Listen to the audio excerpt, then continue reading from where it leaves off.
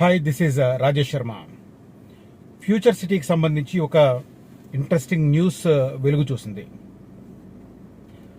మనందరికీ తెలుసు, ఫ్యూచర్ సిటీకి సంబంధించి ఒక స్పెషల్ అథారిటీని గవర్నమెంట్ జీవో నంబర్ 69 మార్చి 12వ తేదీన జారీ చేయడం ద్వారా ఏర్పాటు చేసింది. దానికి ఐఏఎస్ స్థాయి అధికారి కమిషనర్గా ఉండబోతున్నారు.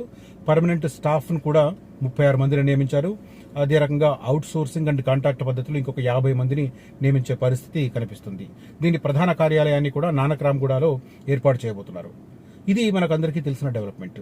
అయితే ఫస్ట్ ఫేజ్లో ఫ్యూచర్ సిటీ మనకు 13,973 ఎకరాలు ఉన్న సంగతి అందరికీ తెలుసు. ఇది 2016లో ఆనాటి కేసీఆర్ ప్రభుత్వం నోటిఫికేషన్ జారీ చేసి 2018 ఎలక్షన్స్ దాకా ఈ భూములను ప్రజల వద్ద నుంచి సేకరించింది. కాకపోతే ఆ తర్వాత కేసీఆర్ గవర్నమెంట్ ఆ విషయంలో పెద్దగా పట్టించుకోలేదు. ఒక్క అమెజాన్ డాటా సెంటర్కు భూమి కేటాయింపు తప్ప అక్కడ జరిగిందేమీ లేదు. ఒక రోడ్ వేశారు, అదే రకంగా పవర్ గ్రిడ్ కట్టారు. కానీ పెద్ద ఎత్తున సంస్థలకు మాత్రం స్థలాలు కేటాయించలేదు. కానీ ఇప్పుడున్న పరిస్థితి ప్రకారం రేవంత్ రెడ్డి గారు ఆ ఏరియాను మొత్తం ఫ్యూచర్ సిటీ పేరు మీద డెవలప్ చేయాలని చెప్పి సంకల్పించారు. తద్వారా ఎయిర్పోర్టుకి కనెక్టివిటీ ఉన్న ఏరియాలో ఎక్కువ స్థాయిలో డెవలప్ అవ్వడానికి స్కోప్ ఉంటుంది. దీనికోసం ఎక్స్క్లూజివ్గా ఒక 330 ఫీట్ల రోడ్డు కూడా, రేడియల్ రోడ్డు కూడా గ్రీన్ఫీల్డ్ ఎక్స్ప్రెస్ హైవే కింద దాన్ని నిర్మిస్తున్నారు.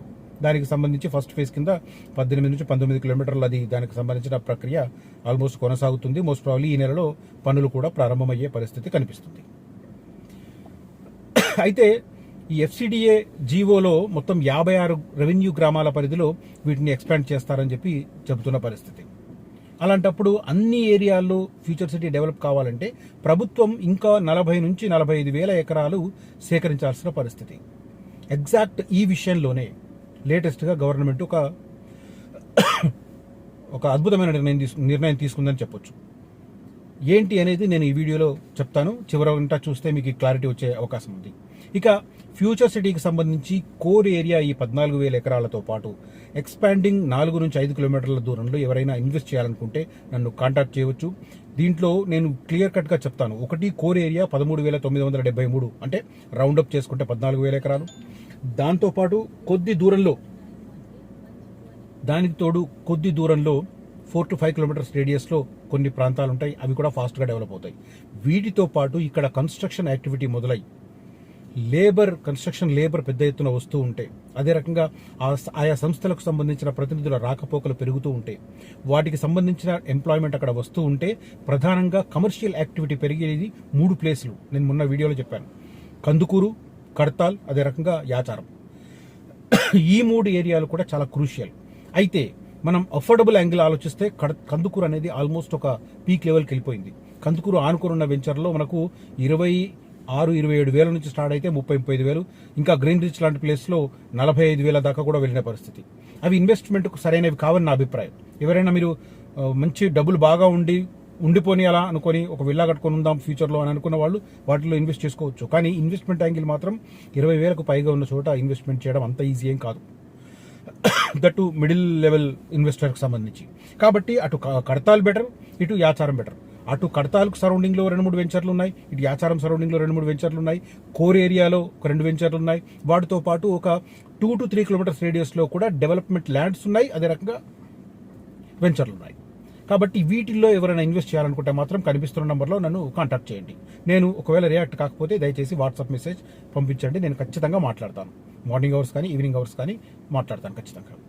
ఓకే, ఈ వీడియో కంటెంట్ విషయానికి వస్తే, ఫ్యూచర్ సిటీ ప్రస్తుతం ఎఫ్సిడిఏ జీవో ప్రకారం 56 రెవెన్యూ గ్రామాలు, 76 ఆల్ జనావాస ప్రాంతాలు, ఇంక్లూడింగ్ 56. సో ఈ రకంగా ఎక్స్పాండ్ అయిపోతున్న నేపథ్యంలో మొత్తం 750 చదరపు కిలోమీటర్ల ఏరియాలో ఇది రాబోతున్నప్పుడు మరి ప్రభుత్వం దగ్గర కేవలం 14,000 ఎకరాలే ఉంది కదా, మరి మిగతా ప్లేస్ ఎలా? ఇంతకుముందు భూసేకరణ అనేది బుల్డోస్ చేసినా జరిగేది. ఇప్పుడు 2016 నుంచి 18 వరకు ఫార్మాసిటీ పేరిట కేసీఆర్ అక్కడ భూసేకరణ చేస్తూ ఉంటే పెద్దగా రెసిస్టెన్స్ రాలేదు. 2018 ఎలక్షన్స్ దగ్గరకు వస్తుంటే కొంతమంది కాంగ్రెస్ నాయకులు, వంశచంద్ర లాంటి వాళ్ళు భూసేకరణ వ్యతిరేక పోరాట కమిటీ అని పెట్టి ఆ కల్వకుర్తి, ఆ సరౌండింగ్, అమన్గల్లు, తర్వాత ఇటు మాలు, మేడిపల్లి, తర్వాత తక్కలపల్లి, తర్వాత యాచారం ఏరియాలో కొంత కార్యక్రమాలు నిర్వహించారు. దాంతో ప్రభుత్వం ఎందుకులే ఇప్పుడు ఎలక్షన్స్ ముందు అనుకుని 14,000 ఎకరాల దగ్గరనే ఆపేసింది. నిజానికి ఆనాటి టార్గెట్ 19,000 ఎకరాలు కేసీఆర్ గవర్నమెంట్ది. సో అయిపోయింది. ఈ రోజు భూసేకరణ కోసం రంగంలోకి దిగితే పరిస్థితి ఏంటి? మొన్న మనం కొడంగల్లో చూసాం కదా, లగచర్ల భూసేకరణ చేయాలనుకుంటే ఎలాంటి పరిస్థితులు ఉత్పన్నమయ్యాయి. ఇప్పుడు మరి ఈ పెద్ద స్థాయిలో 40-50 వేల ఎకరాలు సేకరిద్దాం అనుకుంటే ప్రభుత్వానికి ఏ లెవెల్లో రెసిస్టెన్స్ వస్తుంది? దానికి తోడు ఆ రోజు మీడియా అంత ఫ్రీగా లేదు, ఇవాళ మీడియా ఫ్రీగా ఉంది. ఆ రోజు మీడియా మీద నిర్బంధం కొనసాగింది, ఇవాళ మీడియా మీద నిర్బంధం లేదు కాబట్టి విపరీతమైన న్యూస్ వచ్చేస్తుంది. ఇప్పుడు మనం లేటెస్ట్గా చూడండి, సెంట్రల్ యూనివర్సిటీ భూముల విషయంలో మామూలుగా కాదు, నిర్బంధం ఉన్న మీడియా అంత రాస్తా. 2014 నుంచి 2016 మధ్య మీడియా గజగజ వణికిన పరిస్థితి. ఏ సంస్థను ఎప్పుడు బ్యాన్ పెడతారో తెలియదు, ఎందుకు ఏ ముద్ర ఇస్తారో తెలియదు, అలా వణికిన పరిస్థితి. బట్ ఇవాళ సంవాట్ మీడియా స్వేచ్ఛగా ఉంది. అఫ్ కోర్స్ కొన్ని అడగోల రాత్రులు కూడా రాస్తున్నాయి అనుకోండి, అది వేరే విషయం. But media somewhat compare to last 10 years ఇప్పుడు కొద్దిగా స్వేచ్ఛగా ఫీల్ అవుతుంది మీడియా. ఎవరికి నచ్చినా నచ్చకపోయినా ఇది నిష్ఠుర సత్యం. కాబట్టి ఇప్పుడు మీడియా యాక్టివ్గా ఉంది, అపోజిషన్ పార్టీస్ యాక్టివ్గా ఉన్నాయి. సో ఎక్కడైనా భూసేకరణ కోసం ప్రయత్నం చేస్తే పరిస్థితి చాలా చాలా నెగిటివ్ కలుస్తుంది. దాన్ని అధిగమించడానికి ప్రభుత్వం కొత్తగా ఏం చేస్తుందంటే ల్యాండ్ పూలింగ్ విధానాన్ని అనుసరిస్తుంది. లైక్ అమరావతిలో చేశారు కదా చంద్రబాబు గారు, రేవంత్ రెడ్డి గారు కూడా ఇప్పుడు అదే చేస్తున్నారు. ల్యాండ్ పూలింగ్ ప్రాసెస్ను తీసుకొచ్చే ప్రతిపాదన ఇప్పుడు తెర మీదకి వచ్చింది. దీని ప్రకారం ఏం చేస్తారనేది ఇప్పుడు నేను ఈ వీడియోలో చెప్పబోతున్నాను. భూసేకరణకు సంబంధించి ల్యాండ్ పూలింగ్ 2 నమూనాల్లో భూసేకరణ చేయాలని ప్రతిపాదించారు. త్వరలో విధి విధానాలను ఖరారు చేయబోతున్నారు. నిర్వాసితులను ఒప్పించేందుకు రంగంలోకి ప్రత్యేకంగా బృందాలను నియమించబోతున్నారు, వాళ్ళని కన్విన్స్ చేయడానికి, ఎవరైతే భూములు కోల్పోతారో వాళ్ళకి. పకడ్బందీగా కార్యాచరణ ప్రణాళిక FCDA, HMDA సంస్థలది ప్రధానమైన పాత్ర కాబోతుంది. ప్రభుత్వ లక్ష్యం 40,000 ఎకరాలకు పైమాటే. అందుబాటులో ఉన్నది ఇప్పుడు మాత్రం ప్రభుత్వ చేతిలో ఉన్నది 14,000 ఎకరాలు. సో ఎలా చేయబోతున్నారు ఏంటి అనేది ఇప్పుడు ప్రధానంగా మార్గం అనమాట. ల్యాండ్ పూలింగ్కి సంబంధించి మాత్రం చాలా క్రూషియల్ ఇది. అంటే ఉదాహరణకు చెప్తున్నా, నేను ఇదే యాసిడ్గా ఉండాలని లేదు, ఉండే అవకాశం కూడా ఉంది. ఉంటే మాత్రం నేను మళ్ళీ క్లెయిమ్ చేసుకుంటా. లైక్ నేను FCDAకి సంబంధించి ఫ్యూచర్ సిటీ డెవలప్మెంట్ అథారిటీ ఏర్పాటు కాబోతుందని పేరుతో సహా చెప్పాను. నేను చెప్పిన తర్వాత 2 నెలలకు మార్చి 12వ తేదీన గవర్నమెంట్ యాజ్ ఇట్ ఈస్గా జియో జారీ చేసింది. ఫ్యూచర్ సిటీ విషయంలో నేను గత 6-7 నెలలుగా చెబుతున్నవి సూనర్ ఆర్ లేటర్, కొద్దిగా వెనక ముందు డెఫినెట్గా నిజమవుతున్నాయి. ఇప్పటి వరకు నేను చెప్పింది ఏది కూడా అబద్ధం కాలేదు. థ్యాంక్స్ టు మెనీ వ్యూవర్స్ నాకు చాలా మంది కంగ్రాట్స్ చేస్తున్నారు. కొంతమంది క్రిటిక్స్ ఉంటారు, ఓకే లెట్ దెమ్ ఉండని, అలాంటి వాళ్ళు ఉంటే మనం కొద్దిగా అప్రమత్తంగా ఉంటాం, టంగ్ జాగ్రత్తగా ఉంటుంది, ఎడాపెడా వాగకుండా ఉంటుంది. సో క్రిటిక్స్ ఉండాలి ఎప్పుడు, ఆల్వేస్. సో ఇప్పుడు జరగబోయేది కూడా ఇదే.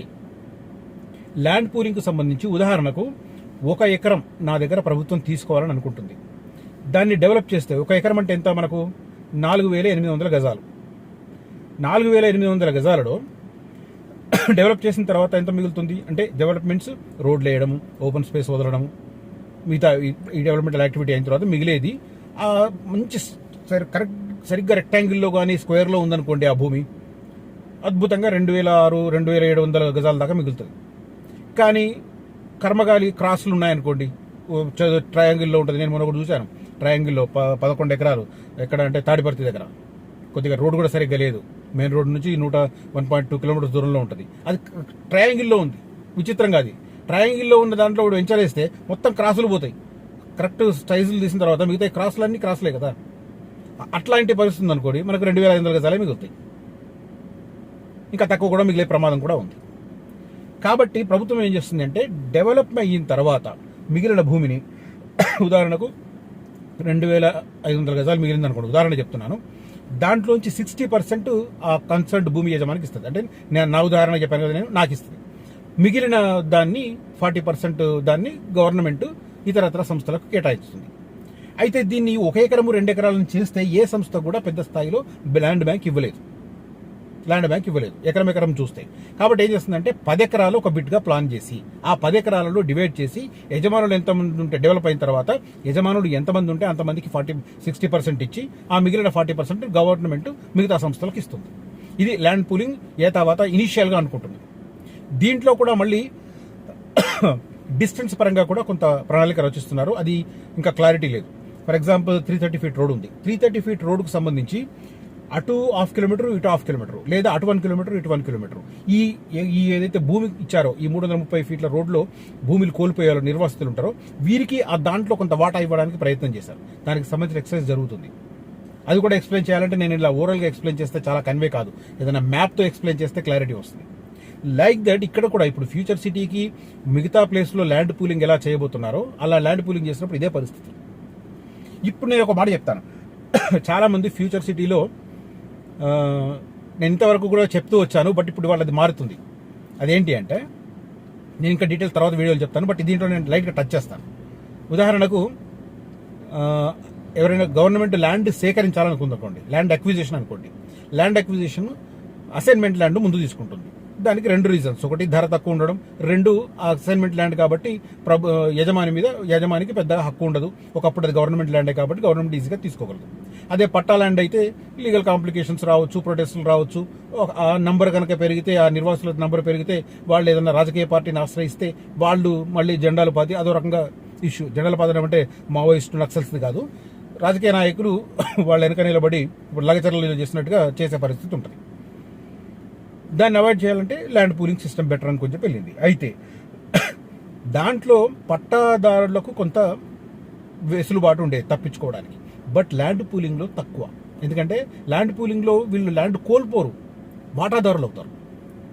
అంటే ల్యాండ్ వాళ్ళు ఉంచుకోవడానికి లేదు, డెవలప్మెంట్కి ఇవ్వాల్సిందే. ఇప్పుడు చాలామంది అక్కడ మొన్న ఒకతను మాట్లాడాడు, పేరు ఎందుకు కానీ, నా ల్యాండా పట్టా ల్యాండా ఎవరు టచ్ చేస్తాడు, గవర్నమెంటా, ఏ గవర్నమెంట్ టచ్ చేస్తుంది అంటున్నాడు ఆయన. నిజంగా ఆయన కాన్ఫిడెంట్, ఆయన వెనకాల ఎవరున్నారో తెలియదు కానీ ఏ ధైర్యం చూసుకొని అట్లా అంటున్నాడో కానీ. సో ల్యాండ్ పూలింగ్ విషయానికి వస్తే అప్పుడు తప్పనిసరి అవుతుంది, ఈవెన్ పట్టా ల్యాండ్స్ కూడా ఇవ్వాల్సి వస్తుంది. సేకరణ అనుకోండి కొంత ఫ్లెక్సిబిలిటీ ఉంటుంది. సరౌండింగ్లో అసైన్మెంట్ ల్యాండ్ ఎక్కువ ఉంటే అలాంటి ప్లేస్లో పట్టాదారులకు ఇబ్బంది, కానీ అసైన్మెంట్ ల్యాండ్ లేదనుకో, చుట్టుపక్కల మొత్తం నార్మల్ పట్టా ల్యాండ్ ఉందనుకో, గవర్నమెంట్ టచ్ చేయదు అన్న ధీమాతో ఉండొచ్చు. వాళ్ళు అయితే వెంచర్లకు వెళ్ళవచ్చు, లేదంటే ఉంచుకోవచ్చు దీర్ఘకాలం పాటు ల్యాండ్ బాగా పెరిగే వరకు. బట్ ల్యాండ్ పూలింగ్ విషయానికి వచ్చింది అనుకోండి, అప్పుడు తప్పదు. అఫ్ కోర్స్ అప్పుడు కూడా మళ్ళీ రాజకీయాలు ఎంటర్ అవుతాయి. మన దేశంలో ఏదైనా సాధ్యమే, ప్రజాస్వామ్యం కదా, ఎక్కువ ప్రజాస్వామ్యం ఉన్న దేశం కూడా మనది. కాబట్టి ల్యాండ్ పూలింగ్కి సంబంధించి మాత్రం ప్రభుత్వం తాజాగా తీసుకున్న నిర్ణయం ఇది. ఈ నిర్ణయం అమలైతే మాత్రం వీలైనంత త్వరలోనే ఈ 40,000 పైగా ఎకరాలను ప్రభుత్వం తీసుకునే అవకాశం ఉంది. బట్ ఆ ప్లాన్ ఏ రకంగా ఫైనల్ చేస్తారనేది చూడాలి. ఇప్పుడు ఆ కసరత్తు కొనసాగుతుంది. ఇనీషియల్గా వచ్చిన ఇన్ఫర్మేషన్ కాబట్టి నేను పూర్తి స్థాయిలో ఎక్స్ప్లెయిన్ చేయట్లేదు. దానికి సంబంధించిన డీటెయిల్స్ వస్తున్న కొద్దీ నేను కొద్దిగా ఎక్స్ప్లెయిన్ చేస్తాను. బట్ ఫ్యూచర్ సిటీకి సంబంధించి ప్రభుత్వం భవిష్యత్తులో తీసుకోబోతున్నది భూసేకరణ కాకుండా ల్యాండ్ పూలింగే అవుతుంది. అంటే డైరెక్ట్గా ఎక్వైర్ చేసుకోకుండా వాళ్ళతో కలిపి, ల్యాండ్ ఓనర్లతో కలిపి డెవలప్మెంట్ యాక్టివిటీస్ కోసం ప్రభుత్వం ప్లాన్ చేసే అవకాశం కనిపిస్తుంది. సో మళ్ళీ డీటెయిల్స్ వచ్చినప్పుడు మరింతగా ఎక్స్ప్లెయిన్ చేస్తాను. ఈ వీడియో కంటెంట్ కనుక మీకు నచ్చితే ఈ వీడియోను లైక్ చేయండి, షేర్ చేయండి. Thank you for watching this video. Signing off Rajesh Sharma.